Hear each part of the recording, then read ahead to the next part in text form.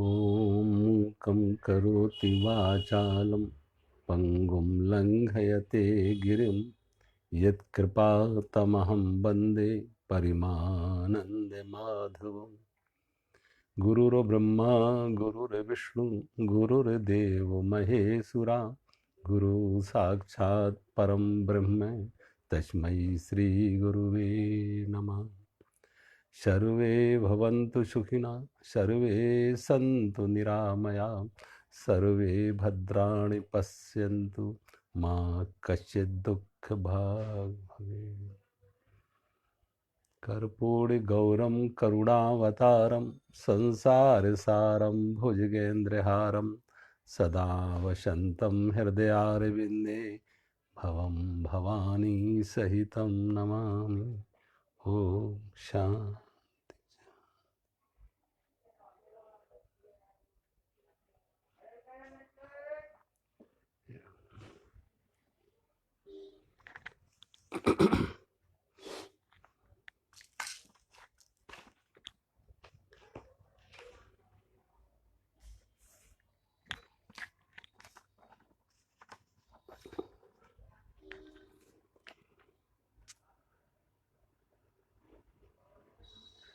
अध्याय 9 श्लोक नंबर 22।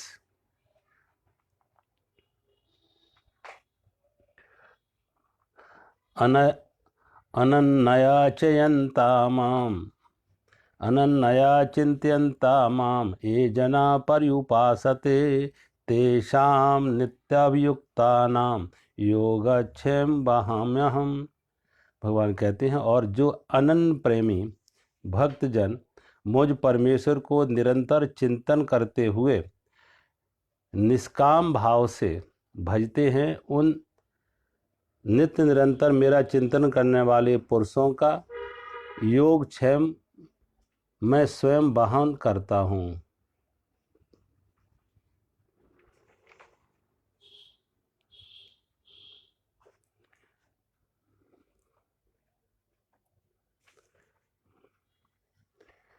भगवान कहते हैं, जो अनन्य प्रेमी भक्त मुझ परमेश्वर को निरंतर चिंतन करते हुए अनन्या माम चिंत्यंता, जो निरंतर भगवान का चिंतन करते हुए निष्काम भाव से नित्य निरंतर मेरा चिंतन करने वाले पुरुष। अब भगवान का चिंतन करने वाले जो नित्य निरंतर भगवान का चिंतन करने वाले हैं और निष्काम हैं, अनन्य प्रेमी हैं, तो भगवान कहते हैं उनके योगक्षेम का हम वाहन करते।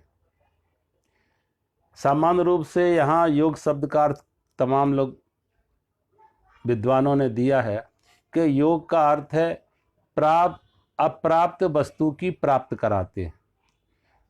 जो उसे अप्राप्त है, जो नहीं मिला है, उसे देते। और क्षेम का अर्थ है जो मिला है उसकी रक्षा करते। तो अप्राप्त की प्राप्ति और मिले हुए की रक्षा क्षेम, और अप्राप्त की प्राप्ति योग। अब वो प्रश्न यह है कि ये प्राप्ति किस चीज की? संसार की वस्तु, व्यक्ति, पदार्थ, भोग, इसकी प्राप्ति योग होगा। और इसकी तो पहले ही शर्त भगवान ने लगा दी है कि निष्काम भाव से और अनन्य प्रेमी। अनन्य प्रेमी का अर्थ है कि जो जिसके अंतःकरण में, जिसके अंदर परमात्मा के सिवा किसी अन्य की कोई मांग ही नहीं, अन्य की कोई चाह ही नहीं, अन्य से कोई संबंध ही नहीं, जिसके रोम रोम में, श्वास श्वास में एक परमात्मा की ही मांग है, परमात्मा की चाह है, परमात्मा से ही जिसका संबंध है। अब जो अनन्य प्रेमी है, जो भगवान के अलावा जिसने किसी और वस्तु, व्यक्ति, पदार्थ, भोग, जिसकी कभी कोई कामना ना की हो, वासना ना की हो, मांग ना की हो, चाह ना हो, वो अनन्य प्रेमी है। अब जो ऐसा अनन्य प्रेमी होगा वो भगवान से संसार के भोग मांगेगा, वस्तु पदार्थ मांगेगा? सोचो, जो भगवान उसे उपलब्ध कराए कि इसने धन मांगा हम इसे धन दे दें, इसे पद मांगा इसे हम पद दे दें, इसने परिवार मांगा हम इसे परिवार दे दें, इसकी प्राप्ति करा दें। और जो परिवार मिल गया, धन मिल गया, कुर्सी मिल गई, उसकी भगवान रक्षा करे कि भगवान ने अब कुर्सी दी है तो कुर्सी की रक्षा भी करें, परिवार दिया तो परिवार की रक्षा करें, धन संपत्ति दी है तो परमात्मा तो हमारे धन संपत्ति। ये नहीं, ये योगक्षेम का अर्थ नहीं है। तो भगवान कहते हैं ऐसा व्यक्ति जो अनन्य है, जिसकी परमात्मा के अलावा कुछ अन्य है ही नहीं, अन्न की कोई मांग ही नहीं, ना धन की, ना पद की, ना प्रतिष्ठा की, ना भोग की, ना ऐश्वर्य की, कुछ भी जिसकी मांग नहीं है, एकमात्र सिर्फ परमात्मा, सिर्फ परमात्मा। और ऐसा भगवान कहते हैं ऐसा भक्त जो परमात्मा का प्रेमी है, अनन्य प्रेमी है, और निरंतर चिंतन करते हुए, निरंतर हम आप भी चिंतन करते, कब करते? जब कुछ चाहते हैं, कुछ मांगना हो तो भगवान का स्मरण करते हैं, कुछ ना मांगना हो तो भूल जाते हैं। कभी कभी आप देखो चुनाव का समय आ गया तो कितने लोग ये राजनेता जो है मंदिरों के चक्कर काटने लगते, संत महात्माओं के पास जाने लगते। अब वो ना उन्हें मंदिरों से कुछ लेना, ना संत महात्माओं से कुछ लेना, ना कुछ परमात्मा से कुछ लेना।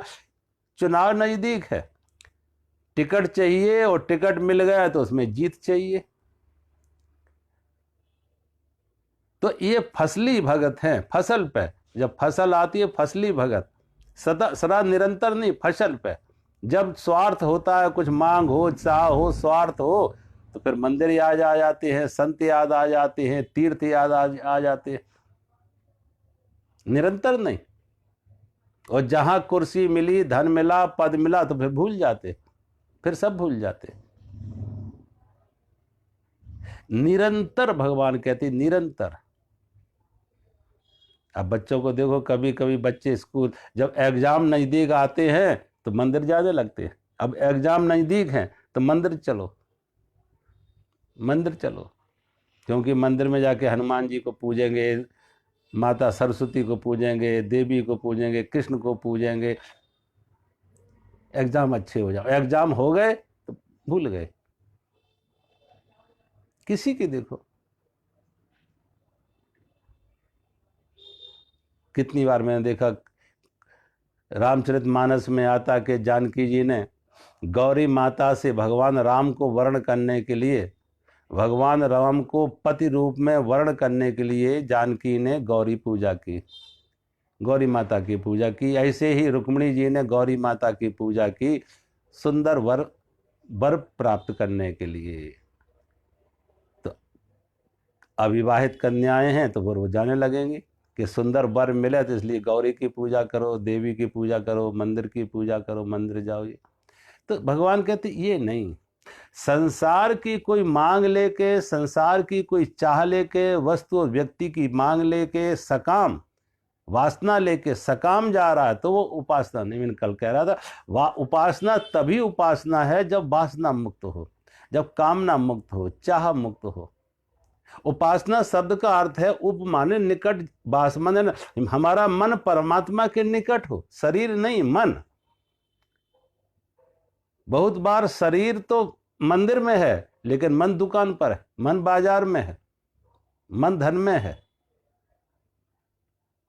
शरीर मंदिर में है, मन दुकान पर है, मन बाजार में है, तो मंदिर में नहीं है। जहां मन है वहीं हम हैं। तो भगवान कहते हैं मन परमात्मा के निकट हो, मन भगवान के निकट हो तो उपासना है। और मन भगवान के निकट कब होगा? जब कोई वासना ना हो। वासना का अर्थ है संसार की कोई मांग ना हो, ना दुकान हो, ना बाजार हो, ना धन हो, कोई मांग ना हो। जब वासना मुक्त होते हैं, वासना है तो हमारा मन परमात्मा से ना के पदार्थ के साथ है, बाजार में है, धन के साथ है, व्यक्ति वस्तु के साथ है। अगर वासना है, क्योंकि वासना जो होगी वो धन की होगी, पद की होगी, प्रतिष्ठा की होगी, कोई ना कोई संसार की ही वासना होगी। और जब संसार की वासना, तो जहां वासना वहां मैं, वहीं हमारा लगाव, वहीं हमारा तादाद, वहीं हमारा संबंध, वहां मैं। लेकिन जब वासना हटती है, मांग मुक्त होते हैं, चाह मुक्त होते हैं, तो परमात्मा के साथ जुड़ते हैं, तब उपासना है। सिर्फ परमात्मा की अनन्य, इसलिए भगवान कहते अनन्य भक्त, कि जिसकी कोई अब संसार की मांग नहीं, कोई चाह नहीं, अनन्य भक्ति, सिर्फ परमात्मा के अलावा और अन्य की कोई मांग नहीं, अन्य की कोई चाह नहीं। अनन्य भाव हो, अनन्य भक्ति जब हो, तो भगवान कहते हैं नित्य निरंतर सतत निरंतर, भगवान कहते हैं चिंत्यंता, भगवान का चिंतन करता निरंतर। और जो निरंतर चिंतन करता वो कैसा है? परिउपास्ते भगवान निष्काम भाव से। फिर मैंने कहा फिर वही कामना मुक्त, चाह मुक्त, वासना मुक्त, मांग मुक्त, निष्काम प्रेम करते हैं, सिर्फ प्रेम के लिए। प्रेम की ओट में, प्रेम की आड़ में कुछ मांग नहीं है, कोई चाह नहीं है। अन्यथा लोग जो है दिखावे पे प्रेम है, वह मांग कुछ और है, चाह कुछ और है। कभी कभी देखो ऐसे घर परिवारों में, कभी कोई या जो भी संबंधों में, जब कोई ज्यादा चापलूसी करे, जब कुछ चाहता है तो ज्यादा चापलूसी करेगा, ज्यादा खुशामद करेगा। पति पत्नी के रिश्ते हों, बाप बेटे के रिश्ते हों, बेटे को बाप से कुछ चाहिए तो बाप की खूब खुशामद करेगा, बाप के हर काम के में आगे पीछे खूब दौड़ेगा। मित्र में किसी व्यक्ति को कोई स्वार्थ है, कुछ काम है, मतलब है, तो खूब आगे पीछे घूमेगा। तो स्वार्थ में, कामना मुक्त हो, कामना में रखे। तो भगवान कहते कामना मुक्त हो गए, निष्काम हो, प्रेम हो लेकिन कामना मुक्त हो के।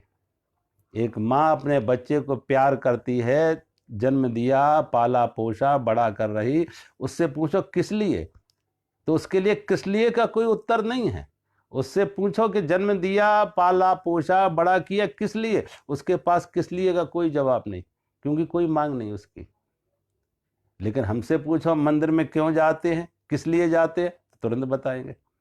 किसी से भी पूछो मंदिर किस लिए आते हो, किस लिए मंदिर आते, ये व्रत किस लिए किया, ये उपवास किस लिए किया, ये पूजा किस लिए कर रहे हो, संतों के पास किस लिए आए हो, तो जहां पूछो किस लिए, तुरंत कारण बताएगा। और कारण वही संसार का, धन, मान, परिवार, प्रतिष्ठा, पद, वही संसार। इसलिए भगवान कहते हैं, संत कहते हैं कि मंदिर में जाओ, लेकिन जो किस लिए का कारण है वो बाहर छोड़ के जाओ। मंदिर में मंदिर तभी होगा, पूजा तभी पूजा होगी, जो कारण है किस लिए, वो बाहर छोड़ जाओ। वो वहीं छोड़ जाओ जहां जूते छोड़ के आए, जहां जूते छोड़ के आए वहीं इस किस लिए को भी छोड़ दो, कि किस लिए जा रहे, कारण यहां छोड़ दो। और कारण मुक्त होके, कामना मुक्त होके जब अंदर जाओगे प्रेम से, भाव से, तो तुम कुछ भी ना करो, मौन में भी प्रार्थना है, मौन में भी प्रार्थना है। सिर्फ शांत होके बैठ जाओ, सिर्फ शांत होके खाली होके बैठ जाओ उस मंदिर में, खाली होके बैठ जाओ परमात्मा के सामने, मूर्ति के सामने, खाली होके, कोई मांग नहीं, कोई चाह ना, खाली होके। वाणी भी मौन हो जाए, अंदर से भी मौन हो जाए, विचार से भी मौन हो जाए, तो देखो उस रिक्तता में, उस अंदर मौन में एक संवाद होगा, परमात्मा गूंजेगा, परमात्मा उतरेगा, एक परमात्मा का अनुभव होगा, परमात्मा की उपस्थिति का अनुभव होगा। मौन में परमात्मा एक संवाद होगा। जब हम किस लिए को, कारण को बाहर छोड़ जाए, सिर्फ प्रेम है, सिर्फ भाव, सिर्फ भाव।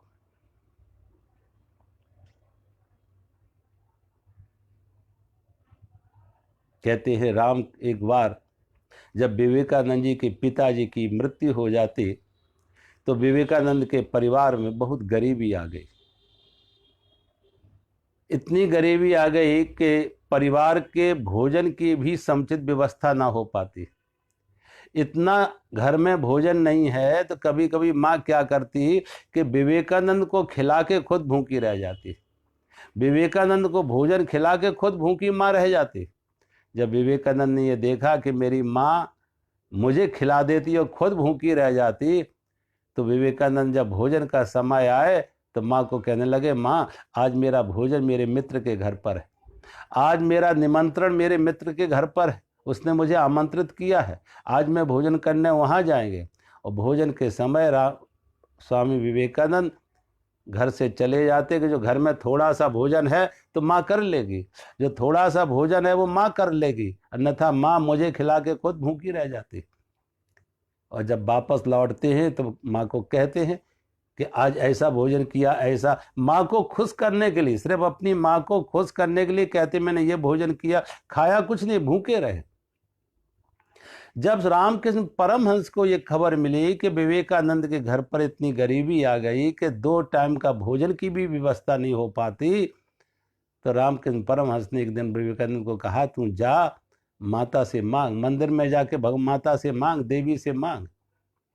विवेकानंद को भेजा, जा माता से मांग, जाके धन मांग, संपत्ति मांग, साधन मांग, भोजन मांग, संसार की सुविधा मांग, मांग जाके मंदिर में। स्वामी विवेकानंद मंदिर में जाते और 1 घंटे बाद वापस लौटे।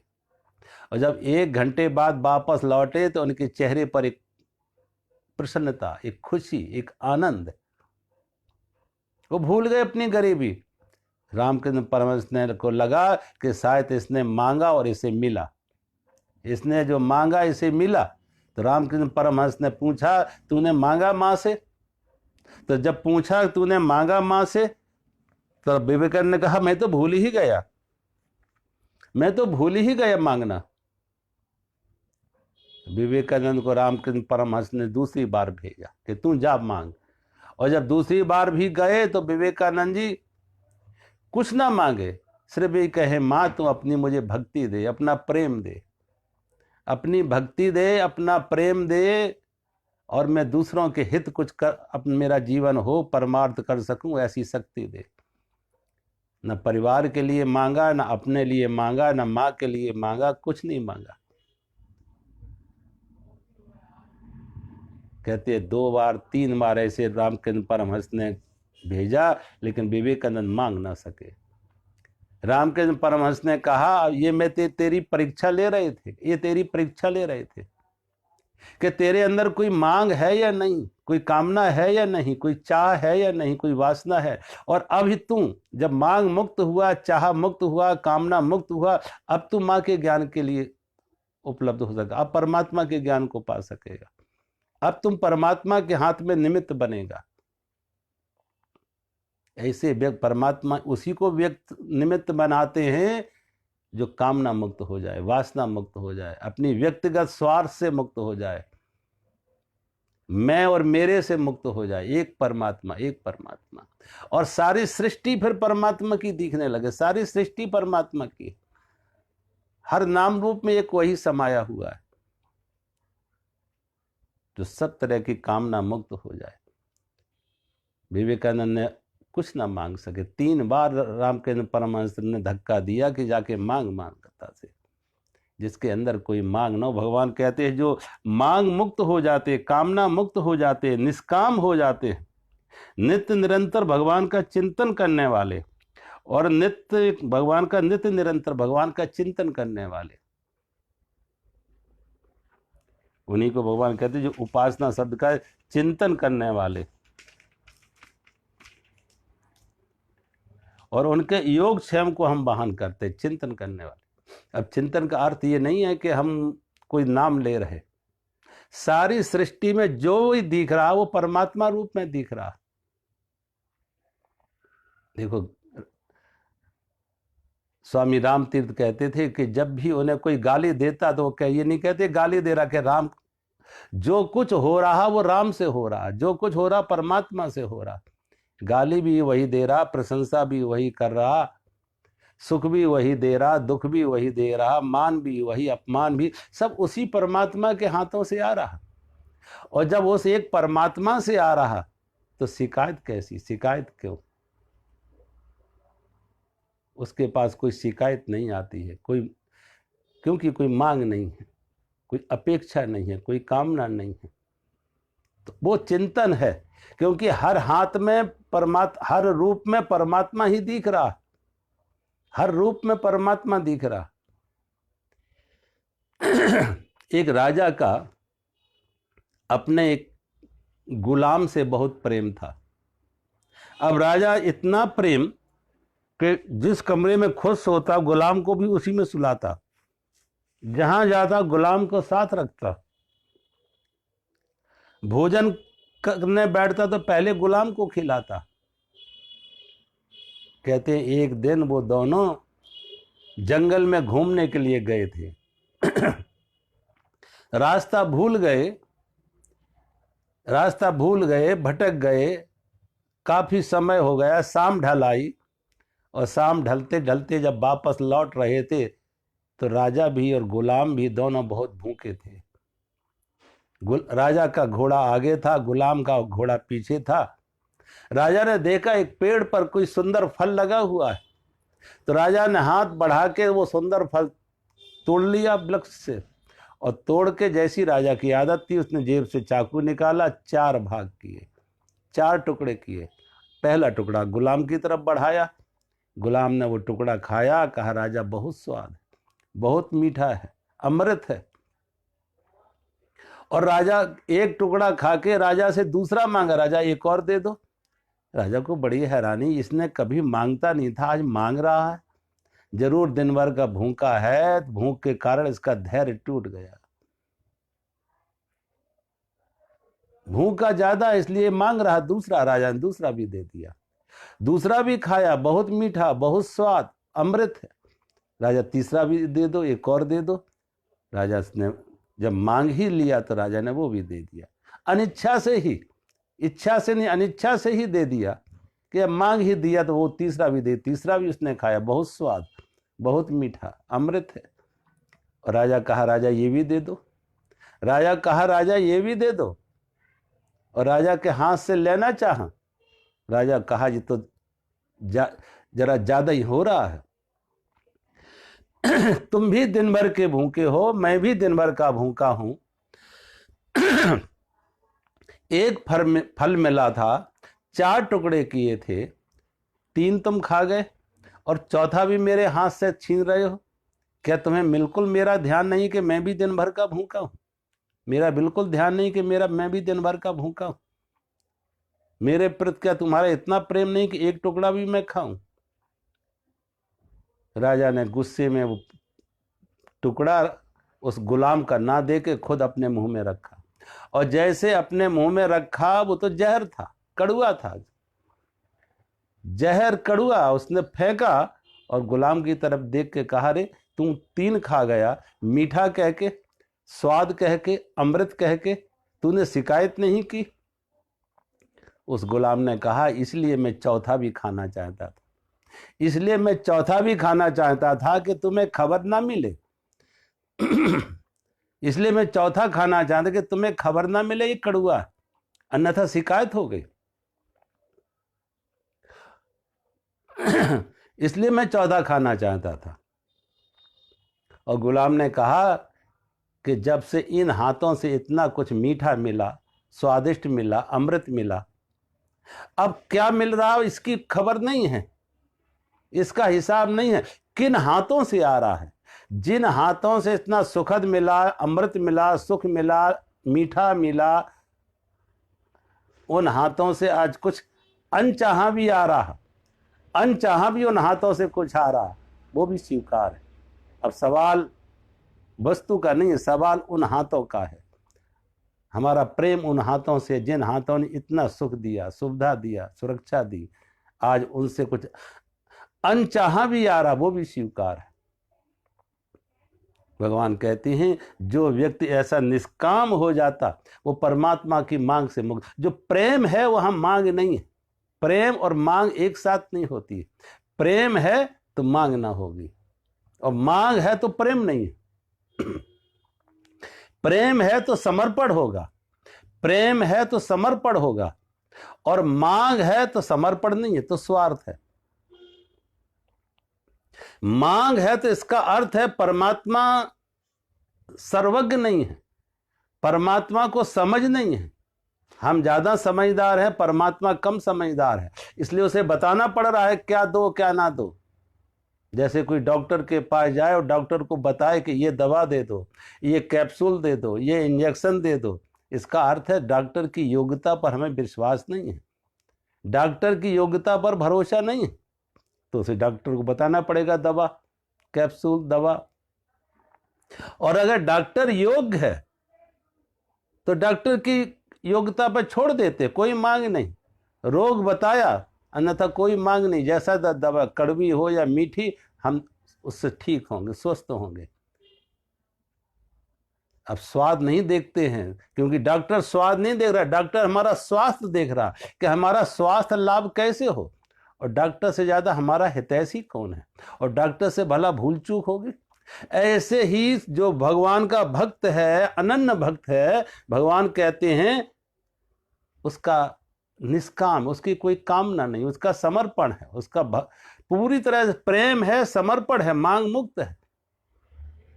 राजी है तेरी रजा में, यूं भी बाहवा ऊं भी बाहवा। जो परमात्मा की रजा में राजी है, कि जिस परमात्मा के हाथों से इतना सुख मिला, सुविधा मिली, सुरक्षा मिली, जीवन मिला, सारा कुछ उसका ही खेल है। तो प्रेम का तकाजा यही है कि उससे मांग ना होनी चाहिए, मांग ना हो। प्रेम है तो समर्पण है, प्रेम है तो मांग नहीं है, और मांग है तो प्रेम नहीं है। मांग तो प्रेम को दूषित कर देती, अशुद्ध कर देती, अमृत को भी जहर बना देती है मांग। कामना, वासना अमृत को भी, प्रार्थना को प्रार्थना नहीं बनाती, वासना प्रार्थना को भी, उपासना को भी वासना बना देती, अमृत भी जहर हो जाता। तो भगवान कहते हैं ऐसा व्यक्ति जो कामना मुक्त है, मांग मुक्त है, अनन्य प्रेमी है, निष्काम है, और भगवान का चिंतन, यानी हर क्रिया में, हर व्यवहार में उसे परमात्मा का ही हाथ दिख रहा है।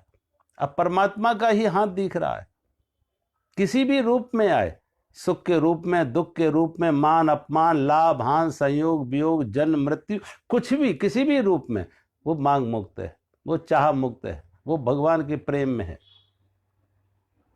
भगवान कहते हैं ऐसे भक्त का योगक्षेम हम वाहन करते हैं, योगक्षेम वाहन करते हैं। योग का अर्थ है परमात्मा उसे अपने साथ जोड़ता है। ऐसा व्यक्ति परमात्मा के साथ साथ युक्त होता है। ऐसा जो निष्काम हो, अनन्य भक्त हो, कामना मुक्त हो, परमात्मा का निरंतर चिंतन करने वाला हो, ऐसा व्यक्ति परमात्मा के साथ युक्त होता योगी। भगवान कहते हैं भगवान उसे अपने साथ जोड़ते हैं, और जब अपने साथ जोड़ते हैं तो जब तक नहीं जुड़ा वो भगवान के साथ, तब तक उस रास्ता पर चल रहा है, साधना के मार्ग पर चल रहा है, साध तक नहीं पहुंचा, मंजिल पर नहीं पहुंचा, लक्ष्य पर नहीं पहुंचा, मार्ग पर चल रहा है। तो मार्ग में भी इधर उधर ना भटक जाए, भगवान उससे क्षेम, वो है भगवान का क्षेम, कि इधर उधर ना भटक जाए। रास्ते पर जैसे कोई माँ बच्चे को घर लेके आ रही, माँ अपने बच्चे को घर लेके आ रही है, लेकिन रास्ते में बहुत बाजार है, बहुत तरह तरह की दुकानें हैं, तरह तरह के आकर्षण हैं, लेकिन बच्चा उन आकर्षणों में, उस धूमधाम में, उस बाजार में, उस कोलाहल में खो ना जाए, तो माँ उसका हाथ पकड़ती है, और माँ उसका हाथ पकड़ के ले आती है साथ, कि बच्चा कहीं भटक ना जाए, भूल ना जाए, और घर पहुंचा देती है जब, तो हाथ छोड़ देती है। अब घर पहुंच गया तो हाथ छोड़ दिया। ऐसे ही जब तक भगवान कहते हैं मेरा भक्त मुझ तक ना पहुंचे, तो उसको क्षेम की हम रक्षा करते हैं, उसे भटकने से हम रोकते हैं, उसको भूलने से हम संभालते हैं, गिरने से हम संभालते हैं। तो भगवान कहते हैं उसको वो भगवान का क्षेम है, कि जो एक बार अनन्य भक्त है, और अनन्य भक्त भगवान का, और निस्वार्थ, निष्काम और निरंतर चिंतन करने वाला, भगवान कहते ऐसे भक्त का मैं योगक्षेम बना। उसे एक एक कदम, एक एक सीढ़ी हाथ पकड़ के, अंगुली पकड़ के, भगवान कहते हैं हम उसे लक्ष्य तक पहुंच जाते, परमात्मा की प्राप्ति तक पहुंच जाते, आत्मज्ञान तक पहुंचाते, आत्म साक्षात्कार तक पहुंचाते। तो साधन और साध, साधन हुआ क्षेम और साध हुआ योग, साधन हुआ क्षेम और साध हुआ योग। तो भगवान कहते हो साधन को भी हम संभालते हैं और साध तक उसे पहुंचा देते, क्षेम के साधन से योग के साध तक पहुंचा देते, परमात्मा से मिला देते। तो भगवान कहते योगा क्षेम हम अपने भक्त के योग क्षेम को हम वाहन करते। अगले श्लोक में भगवान कह रहे हैं,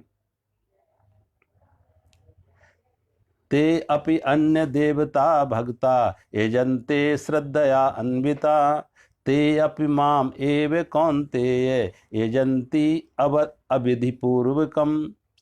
भगवान कहते, हे अर्जुन, यद्यप श्रद्धा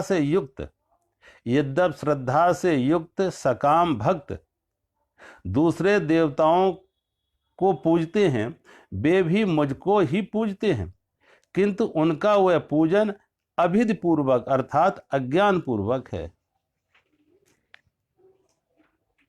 भगवान कहते हैं, जो श्रद्धा से युक्त सकाम भक्त, किसी कामना की पूर्ति के लिए श्रद्धा है, लेकिन श्रद्धा किस लिए है? वो श्रद्धा सकाम, जैसे मैं कह रहा ना, ऐसे फसली भगत कि जब फसल आ गई, कोई स्वार्थ आ गया, कोई मांग आ गई, कोई चाह आ गई, जिसे भगवान कहते हैं अर्थार्थी या आर्त, या अर्थार्थी या आर्त।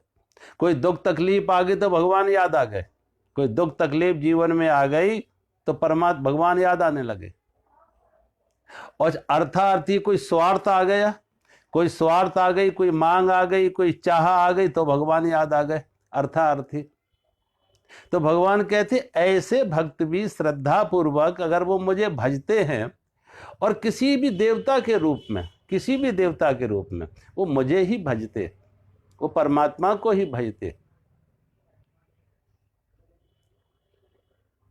लेकिन वो तो हमारे एक अंग को, वो हमें पूर्णता में नहीं देख पा रहे अंग को।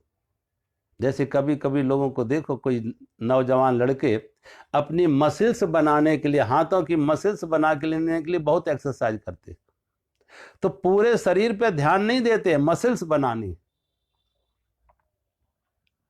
अब एक अंग ज्यादा स्वस्थ हो जाए, दूसरा अंग उतना स्वस्थ ना हो, तो शरीर बेडोल हो जाता, बेढंगा हो जाता। स्वास्थ्य का अर्थ है सिर से पैर तक पूरे शरीर को संभाला जाए। स्वास्थ्य का अर्थ है सिर से पैर तक पूरे शरीर को संभाला जाए। लेकिन कुछ लोग शरीर के एक अंग पे विशेष ध्यान देते।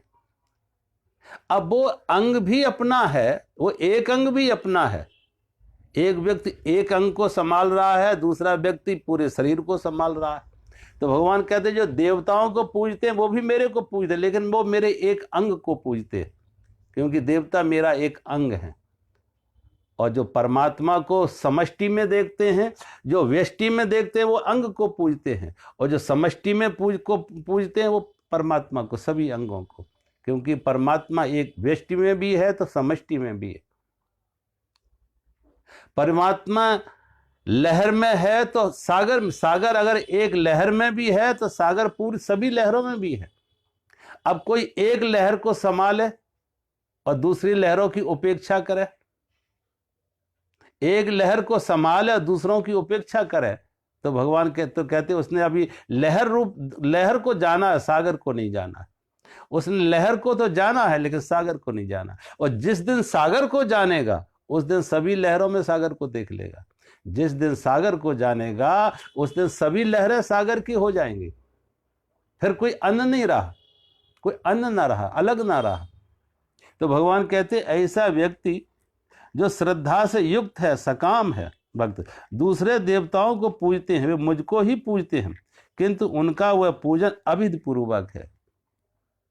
अविधि पूर्वक क्या? विधि नहीं, विधि से विधि रहित है। अविधि, विधि माने तौर तरीके, ढंग, कर्मकांड। जो कहते हैं विधि पूर्वक कर्मकांड कराओ, विधि पूर्वक, बड़े नियम से, तो उनके पास विधि पूर्वक नहीं, क्योंकि वो परमात्मा को नहीं देख पा रहे हैं। वो लहर दिख रही है, सागर नहीं दिख रहा उन्हें परमात्मा का एक अंग दिख रहा है, समष्टि व्यष्टि में परमात्मा दिख रहा है, समष्टि में नहीं दिख रहा। एक नाम रूप में परमात्मा दिख रहा, समष्टि में नहीं दिख रहा। सोने के एक आभूषण को वे बिजली सोना समझ रहे हैं, सभी आभूषणों में सोने को नहीं देख पा रहे। एक बिजली के बल्ब को तो वो बिजली मानते हैं कि उन्हें ये समझ नहीं, पंखे में भी वही बिजली है, फ्रिज में भी वही बिजली है, हीटर में भी वही बिजली है, यानी वो बालवत है। जैसे एक बालक को समझ ना हो, बालक तो क्षम है कि बालक को समझ नहीं, बालक ये कहेगा बिजली मानी रोशनी, तो बालक को ये समझ नहीं कि बिजली का पंखा भी बिजली से चल रहा, फ्रिज भी बिजली से चल रहा, ट्रेन भी बिजली से चल रही, टीवी भी बिजली से चल रहा, सारा कुछ सभी उपकरण एक विद्युत ऊर्जा से। लेकिन जो एक उपकरण को तो बिजली से माने, दूसरों को ना माने, तो जो व्यष्टि में परमात्मा को देख रहे वो समष्टि में नहीं देख पा रहे। लेकिन भगवान कहते हैं व्यष्टि में देखो तब भी वो मुझे देख रहे, समष्टि में देखो तब भी मुझे देख रहे। बल्ब को बिजली माना तब भी बिजली को उन्होंने जाना है, और सभी में बिजली देख लो तब भी वही बिजली है। तो भगवान कहते जो देवताओं के रूप में मुझे पूजते, देवताओं के रूप में, कोई अग्नि को पूज रहा, कोई इंद्र को पूज रहा, कोई वरुण को पूज रहा, कोई पवन को पूज रहा। अब इंद्र को पूजने वाले कौन है? क्यों? जिन्हें स्वर्ग चाहिए वो इंद्र को पूज रहे। क्यों? स्वर्ग के देवता इंद्र हैं, स्वर्ग के देवता इंद्र हैं, और स्वर्ग को, इंद्र को खुश करेंगे स्वर्ग में हमें निवास मिलेगा, स्वर्ग का हमें जरा वीजा मिल जाएगा, रहने की जगह मिल जाएगी। लेकिन स्वर्ग में कोई किसी को पीआर नहीं मिलता, परमानेंट रेजिडेंस नहीं मिलती। तो भगवान कहते ऐसे अलग अलग देवताओं को जो पूज रहे हैं वो सकाम, क्योंकि उनकी कोई ना कोई कामना है, कोई मांग है, कोई चाह है। उसे समझ नहीं है कि अगर वो कामना मुक्त हो तो पदार्थ की कामना ना करके परमात्मा को कोई पाले, और जहां परमात्मा है वहां पदार्थ है, क्योंकि हर पदार्थ में परमात्मा है। इसलिए भगवान कह रहे कि पिछले श्लोक जो कहा योगक्षेम बहान, भगवान कहते उनका योगक्षेम हम बहान करते, फिर उन्हें मांगने की जरूरत ही नहीं। और उनकी मांग अगर कहीं कुछ है तो परमात्मा की मांग, क्योंकि संसार में कुछ भी ले लो, कितनी धन ले लो, पद ले लो, प्रतिष्ठा ले लो, परिवार, कुछ भी संसार में तुम ग्रहण कर लो, संग्रह कर लो, संसार में कुछ भी, लेकिन तृप्ति नहीं आएगी, आत्म तृप्ति नहीं आएगी। और सारी के सारी ये मांग, चाह, दौड़ किस लिए? तृप्ति के लिए। धन खोज रहे तो तृप्ति के लिए, पद खोज रहे तो तृप्ति के लिए, संतुष्ट सुख के लिए। ना धन से तृप्ति आती, ना पद से तृप्ति आती, ना संसार की किसी वस्तु, व्यक्ति, भोग से कभी तृप्ति नहीं आती। आज तक एक उदाहरण नहीं मिलेगा जिसने कहा हो बस धन पाके तृप्त हो गया, पद पाके तृप्त हो गया, अब नहीं चाहिए बस।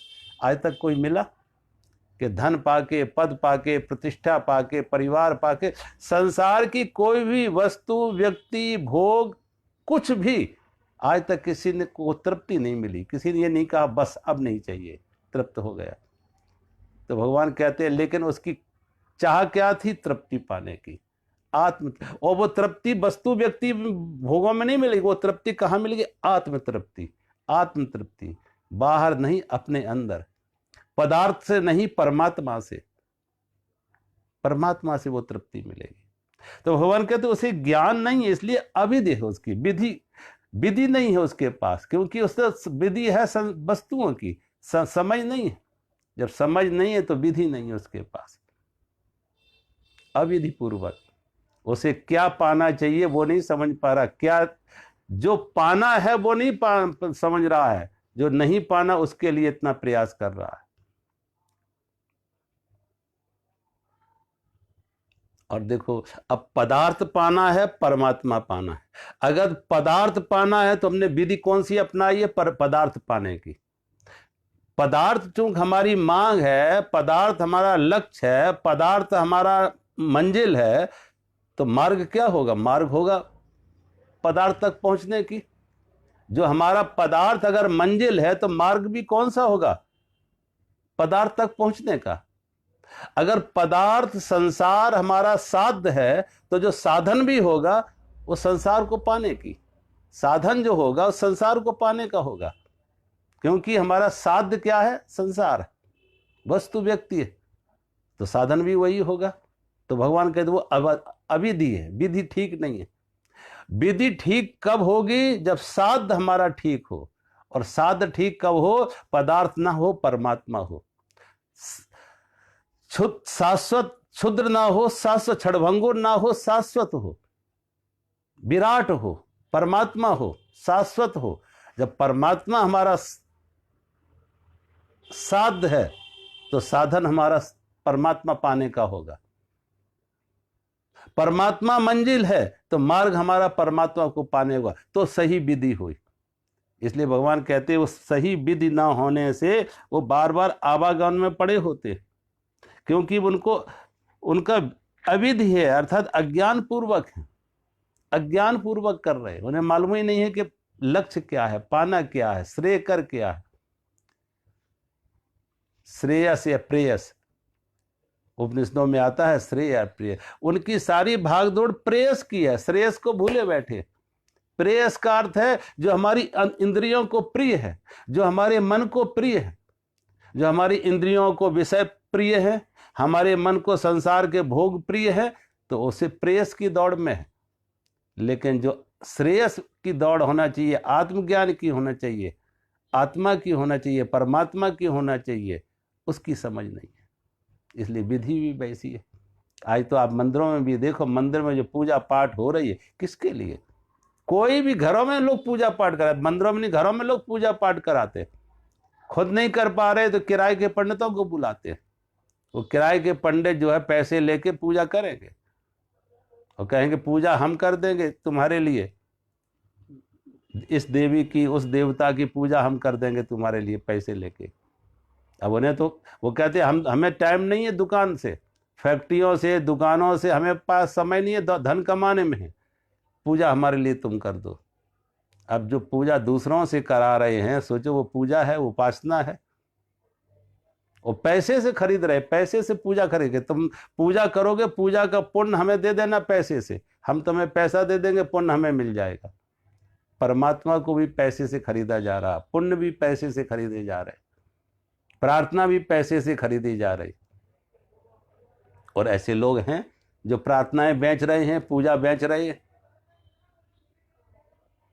अब वो कितने ही विधि से कराएं, कितनी ही विधि से कराएं, वो विधि नहीं, वो अविधि है। भगवान कहते वो विधि नहीं, अविधि है, क्योंकि स्वार्थ है, मांग है, चाह है, प्रेम तो है ही नहीं वहां। राम के परमहंस के जीवन का एक प्रसंग आता है कि राम के परमहंस दक्षिणेश्वर में, कलकत्ता में दक्षिणेश्वर में एक मंदिर में पुजारी थे। दक्षिणेश्वर मंदिर में पुजारी थे और वो मंदिर एक रानी रासमणी करके हरिजन महिला थी, दलित महिला थी, उन्होंने वो मंदिर बनाया था। उन्हें कोई पुजारी नहीं मिला, कोई पंडित पूजा करने को तैयार नहीं, क्योंकि हरिजन का भगवान, हरिजन का मंदिर, दलित का मंदिर। हमारे यहाँ तो मंदिर भी दलित हो जाते हैं, भगवान भी दलित हो जाते हैं। दलित का भगवान है, दलित का मंदिर है, तो कोई ब्राह्मण पूजा करने को तैयार नहीं। तो सोचो, हमने भगवान को भी दलित बना दिया, भगवान को भी जातियों में बांट दिया। तो कोई ब्राह्मण न मिला तो रामकृष्ण परमहंस को रख दिया पुजारी के तौर में। और रामकृष्ण परमहंस को जब पुजारी के तौर पर रख दिया तो वो विधि जैसे करते।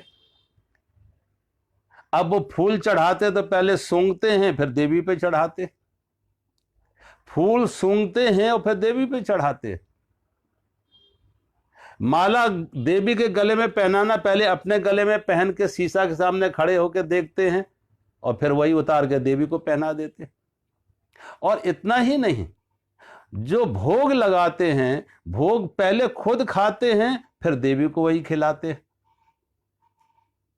जब लोगों ने देखी उनकी ये पूजा की विधि तो कहते हैं उन ट्रस्टियों के पास, रानी रासमणी के पास, ट्रस्टियों के पास उनकी शिकायत गई कि इस पुजारी को तो पूजा करने नहीं आता, फूल भी जूठे करके देवी के ऊपर चढ़ाता सूंघ के, माला खुद गले में पहन के देवी के गले में पहना, और इतना ही नहीं, प्रसाद पहले खुद खाता फिर देवी का भोग लगाता। रामकृष्ण परमहंस को बुलाया, कहा तुम्हें पूजा करना नहीं आता, पूजा करना नहीं आता। रामकृष्ण परमहंस ने कहा अगर मुझे पूजा करना नहीं आता और तुम्हें ठीक से आता तो ये संभालो चाबियां, ये चाबियां संभालो, मैं मुझे मुक्त करो, मैं छोड़ रहा तुम्हारा ये तुम्हारी ये नौकरी मैं छोड़ रहा, मुझे मुक्त करो, मुझे नहीं करना। अगर मुझे नहीं आता, तुम्हें ठीक से आता है तो तुम कर लो, मुझे क्यों बीच में ला रहे। अब उन्हें डर ये था कि अगर हमने इसे हटा दिया दूसरा कोई पुजारी नहीं मिलेगा। तो उन्होंने कहा ठीक है, हम ये पूछना चाहते हैं कि फूल तुम सूंघते हो फिर देवी पे चढ़ाते हो, माला अपने गले में पहन लेते हो फिर देवी पे पहनाते हो, और तो प्रसाद पहले खुद खा लेते हो, चखते हो, फिर देवी को खिलाते हो। तो तुम्हें विधि मालूम नहीं है, विधि मालूम नहीं है। तो रामकृष्ण परमहंस ने कहा पूजा के साथ विधि की कहां जरूरत है, पूजा विधि से नहीं की जाती है। रामकृष्ण परमहंस ने कहा पूजा विधि से नहीं की जाती है, पूजा प्रेम से की जाती है। पूजा विधि से नहीं की जाती, पूजा प्रेम से की जाती है। विधि हो और पूजा ना हो, सोचो, विधि तो है लेकिन प्रेम ना हो, विधि है लेकिन प्रेम ना हो, उसे पूजा कहोगे? विधि है, पंडितों के पास विधि होती है, प्रेम नहीं होता है, उसे पूजा कहोगे? क्योंकि पंडित तो लालच में कर रहा पूजा, और जल्दी जल्दी निपटारा, उसे और 4 घर में पूजा करने जाना है, 4 जगह और भी पूजा करने जा रहा है, इसलिए वो जल्दी जल्दी निपटा रहा है, मंत्र जल्दी जल्दी पढ़ रहा है, आरती जल्दी जल्दी कर रहा है, क्योंकि 4 जगह और जाना। अब वो विधि से कर रहा है लेकिन प्रेम तो नहीं है उसमें, प्रेम तो नहीं है, उसे हम पूजा कहेंगे? तो रामकृष्ण परमहंस ने कहा पूजा जो है विधि से नहीं होती है, पूजा प्रेम से होती है। विधि हो और प्रेम ना हो तो पूजा नहीं हुई, और प्रेम हो विधि ना हो, प्रेम हो विधि ना हो, वो पूजा हो गई।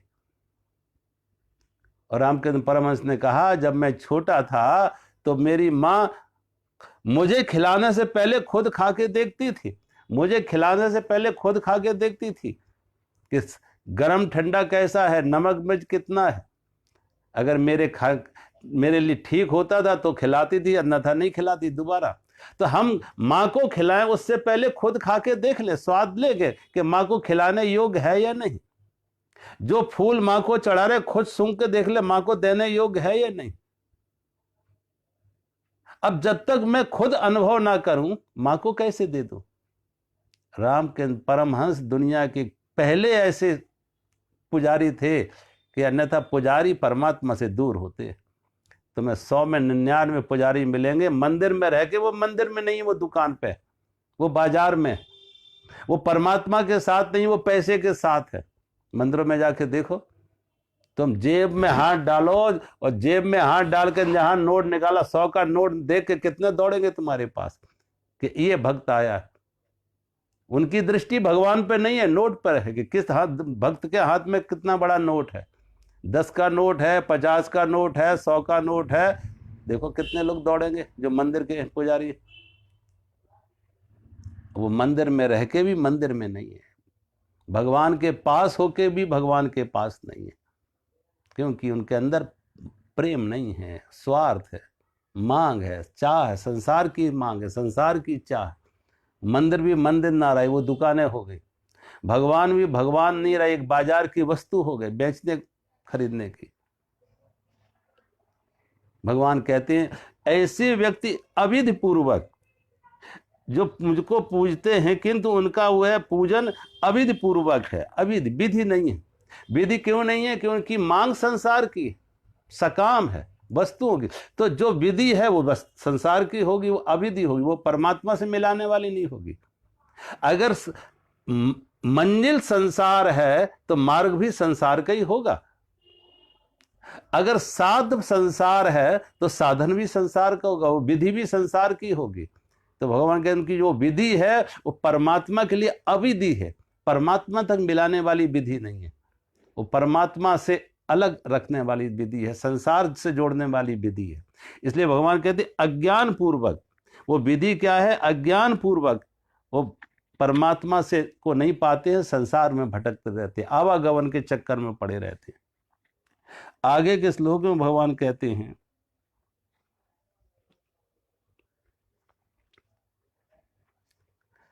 अहम ही सर्वे यज्ञानाम भोक्ता च प्रभुरेव च न तुम न तु माम अभिजानन्ति तत्वेन अतः च्यवन्ति ते। भगवान कहते हैं क्योंकि संपूर्ण यज्ञों का भोक्ता और स्वामी मैं ही हूं, परंतु मुझ परमेश्वर को तत्व से नहीं जानते, इसी से गिरते हैं अर्थात पुनर्जन्म को प्राप्त होते हैं। संपूर्ण यज्ञों का भोक्ता और स्वामी मैं ही हूं। भोक्ता और स्वामी भगवान कहते हैं मैं ही हूं। संपूर्ण भूतों का स्वामी हैं, मालिक हैं और भोक्ता हैं भगवान सभी भूतों का, संपूर्ण यज्ञों का। हम जो भी यज्ञ करते हैं, देखो पहली बात, जो भी कर्म कांड करते हैं, जो भी पूजा उपासना जो भी करते हैं किसी भी रूप में, वो अंत में किसके लिए करते हैं, उसका भोक्ता कौन है? परमात्मा के लिए। हम दान पुण्य सेवा जो भी करते हैं वो सारे के सारे परमात्मा के रूप हैं। हमने किसी को धन दिया तो व्यक्ति को नहीं दिया, परमात्मा को दिया। हमने किसी के शरीर की सेवा की, वो व्यक्ति की सेवा नहीं, वो परमात्मा की सेवा है। किसी भूखे को भोजन कराया, पर उस व्यक्ति को भोजन नहीं कराया, परमात्मा को भोजन कराया। एक पौधे में भी हमने पानी दिया, वो पौधे को पानी नहीं दिया, परमात्मा को पानी दिया। हमने सूर्य को भी नमस्कार किया, सूर्य को नमस्कार नहीं किया, परमात्मा को नमस्कार किया। जहां जहां जो जो व्यवहार हो रहे हैं वो सब व्यवहार के पीछे परमात्मा है, सब व्यवहार में परमात्मा है, सब नाम रूप में परमात्मा है। तो जब सब नाम रूप में परमात्मा है तो भगवान कहते वो भोक्ता है, सभी का भोक्ता है, वो सभी का भोक्ता है हर नाम रूप में। एक माँ अपने बच्चे को स्तनपान कराती है, वो बच्चे को नहीं स्तनपान करा रही, परमात्मा को स्तनपान करा रही। एक बच्चा अपने माता पिता की सेवा कर रहा, माता पिता की सेवा नहीं हो रही, परमात्मा की सेवा हो रही।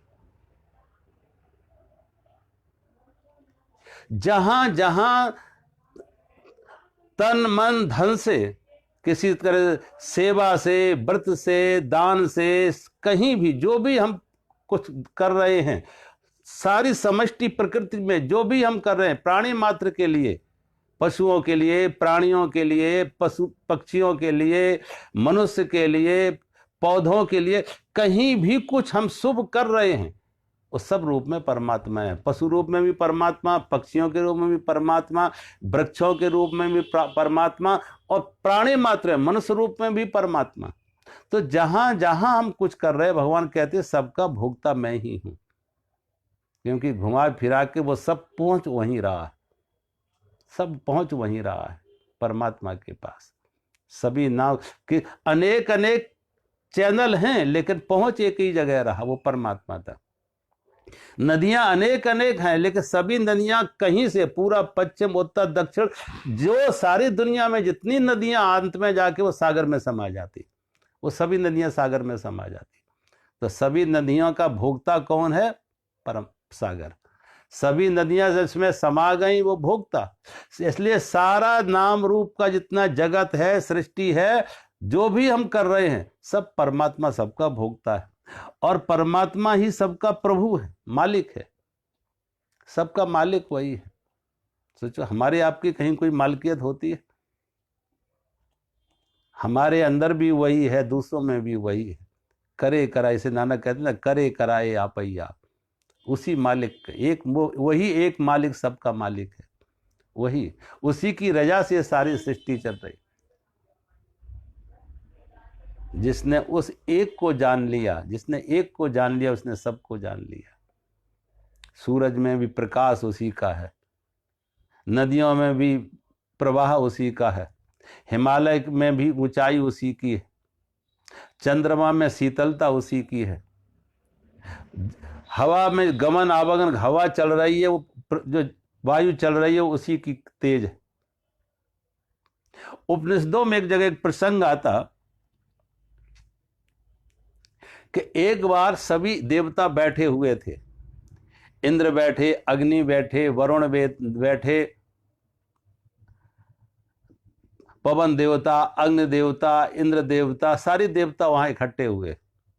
तो उन्होंने देखा दूर कोई यक्ष प्रकट हुआ है, दूर कोई यक्ष प्रकट हुआ है, तो कहते हैं एक देवता को वहां भेजा इंद्र ने कि मालूम करो ये यक्ष कौन है, ये कौन है, इसे मालूम करो।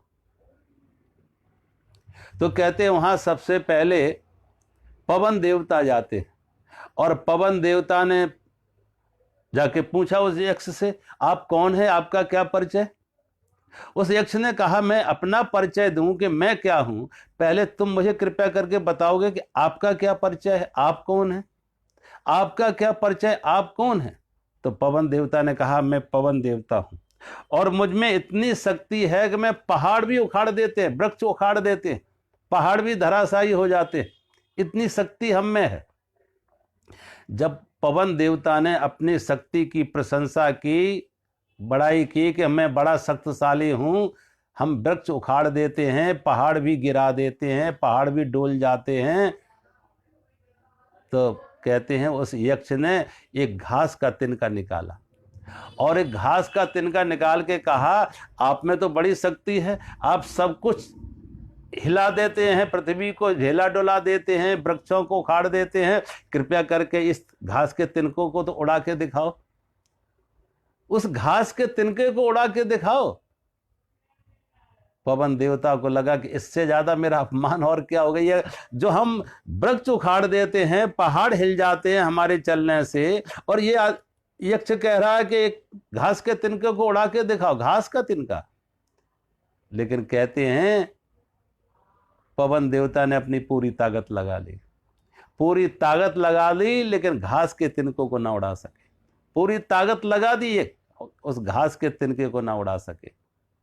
जब घास के तिनके को ना उड़ा सके, जो बड़ी बड़ी सेखी मार रहे थे, बड़ी बड़ी बातें कर रहे थे, शर्मिंदा होकर लौट आते इंद्र के पास। पूछा, इंद्र ने मालूम किया कौन थे, उसने कहा मुझे नहीं मालूम, मुझे कोई परिचय नहीं मिला। अग्नि देवता को भेजा, और जब अग्नि देवता को भेजा तो अग्नि देवता ने भी पूछा आपका परिचय, उसने वैसी फिर यक्ष ने प्रश्न किया, कृपया करके आप बताएं आपका क्या परिचय। अग्नि ने अपना परिचय दिया कि मैं अग्नि हूं और मैं सब कुछ जला के राख कर देती, हम वृक्षों को जला के राख कर दूं, पहाड़ों को भी जला के राख कर दूं, सारी पृथ्वी जला के राख कर सकती हूं, इतनी शक्ति हम में, हम सब कुछ जला के राख कर सकते, इतनी शक्ति अग्नि देवता ने कहा। तो उस यक्ष ने फिर वही तिनका घास का निकाला और कहा कि अगर इतनी शक्ति है, जरा घास के तिनके को जला के दिखाओ। अग्नि देवता को लगा ये तो मेरा अपमान कर रहा है, घास का तिनका हमसे कह रहा है जला के दिखाओ। लेकिन अग्नि देवता ने पूरी अपनी ताकत लगा ली, घास के तिनके को ना जला सके, घास के तिनके को ना जला सके। शर्मिंदा होके लौट आते तो इंद्र ने पूछा क्या तुमने परिचय मिला कौन था, तो कहते हैं वो लौट आया इंद्र, उसने कहा मुझे नहीं कोई परिचय मिला। इंद्र खुद जाते हैं, जब खुद जाते हैं वो कहते यक्ष अदृश्य हो जाता और आकाशवाणी हुई कि अग्नि देवता में जो शक्ति है वो अग्नि देवता की शक्ति नहीं है, वो परमात्मा की शक्ति है, वो परमात्मा की शक्ति है। और वरुण देवता में जो शक्ति है वो वरुण देवता की शक्ति नहीं है, परमात्मा की शक्ति है। और पवन देवता में जो शक्ति है वो पवन देवता की शक्ति नहीं है, परमात्मा की शक्ति है। ये सारी की सारी शक्तियां परमात्मा की शक्ति है, और जो परमात्मा की शक्ति है इसलिए सारा ये संसार सब कुछ हो रहा है। इसलिए भगवान कहते हैं जो मुझे तत्व से जानते हैं, जो मुझे तत्व से जानते हैं, कि इंद्र के पीछे भी परमात्मा की शक्ति, पवन देवता के पीछे परमात्मा की शक्ति, वरुण देवता के पीछे भी परमात्मा की शक्ति, अग्नि देवता के पीछे पर एक परमात्मा की शक्ति अलग अलग माध्यमों से अलग अलग कर्म कर रही है। वरुण देवता अपना काम कर रहे हैं, अग्नि देवता अपना काम कर रहे हैं, पवन देवता अपना काम कर रहे हैं। लेकिन भगवान कहते हैं जो तत्व से मुझे जानते हैं वो सभी में उस एक को जान लेते हैं। सभी का स्वामी भगवान कहते हैं मैं हूं, सभी का स्वामी मैं हूं, सभी का मालिक मैं हूं। इन सभी देवताओं में जो शक्ति है उसका मालिक वो एक है, सबका भोक्ता वही एक है। और जो तत्व से जानते हैं, इसी से जो तत्व से नहीं जानते हैं, इसलिए भगवान कहते हैं वो आवागमन में पड़ते हैं, बार बार आते हैं बार बार जाते हैं, पुनरप जन्म पुनरप मरणम। उनका आना जाना जन्म और मृत्यु के संसार में इसीलिए पड़े हुए हैं क्योंकि उसने तत्व से उस परमात्मा को नहीं जाना है कि सारी की सारी शक्ति, सबका मालिक वही एक है और सबका भोक्ता भी वही एक है, सबका प्रभु वही एक है। उस एक को तत्व से नहीं जाना। जिन्होंने तत्व से जाना है, उस विराट को समझा है, उन्हें अब हर लहर में सागर दिख रही, हर लहर में सागर दिख रही। और जिन्होंने लहर लहर तक देखा है, सागर को नहीं समझा है, वो अलग अलग देख रहे हैं, उनको अलग अलग शक्तियां दिख रही, अलग अलग रूप दिख रहे। तो भगवान कहते लेकिन जो तत्व से देख लेता है, क्योंकि सारा सृष्टि एक परमात्मा का विस्तार है, सारी सृष्टि एक ब्रह्म का ही विस्तार है, ब्रह्म का ही फैलाव है, एक ब्रह्म का ही फैलाव है।